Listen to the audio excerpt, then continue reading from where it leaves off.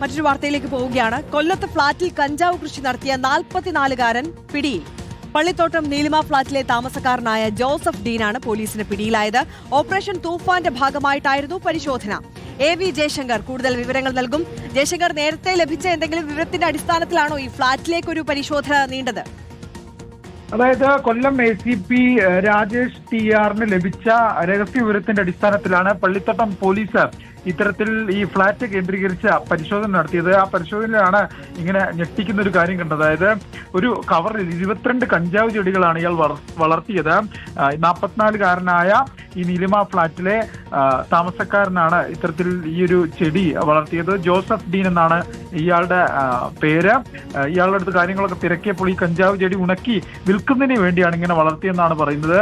ഈ ഫ്ളാറ്റിന് മുന്നിൽ തന്നെയാണ് ഇയാൾ വെള്ളവും വളവും ഒക്കെ ഇട്ട് കഞ്ചാവ് ചെടി വളർത്തിയതെന്നാണ് വലിയ കൗതുകകരമായ കാര്യം. എന്തായാലും പള്ളിത്തോട്ടം പോലീസ് ഈ കഞ്ചാവ് ചെടി പിടിച്ചെടുത്തിട്ടുണ്ട്. ഒപ്പം തന്നെ ഇയാളെ അറസ്റ്റ് ചെയ്യുകയും കോടതിയിൽ ഹാജരാക്കി മേൽ നടപടികൾ സ്വീകരിക്കുകയും ചെയ്തിട്ടുണ്ട്. ഈ അറസ്റ്റിലായ ആൾ പോക്സോ കേസിലടക്കം പ്രതി എന്നാണ് പോലീസ് പറയുന്നത്. മുമ്പും സമാനമായ രീതിയിൽ കഞ്ചാവ് വിൽപ്പനയുമായി ബന്ധപ്പെട്ടുള്ള കേസുകളിൽ പിടിയിലാവുകയും ചെയ്തിട്ടുണ്ട്. എന്തായാലും പോലീസ് ഓപ്പറേഷൻ തൂഫാന്റെ ഭാഗമായി കൊല്ലം സിറ്റിയിൽ വലിയ പരിശോധനകളാണ് നടത്തുന്നത്. അത്തരത്തിൽ പോലീസിന് ലഭിച്ച രഹസ്യ വിവരത്തിന്റെ അടിസ്ഥാനത്തിലാണ് ഇന്നെന്തായാലും ഒരു ഫ്ളാറ്റിന് മുന്നിൽ നിന്ന് ഇത്തരത്തിൽ പ്ലാസ്റ്റിക് കവറിൽ വളർത്തി വലുതാക്കിയ 22 കഞ്ചാവ് ചെടികൾ പോലീസ് പിടികൂടിയത്.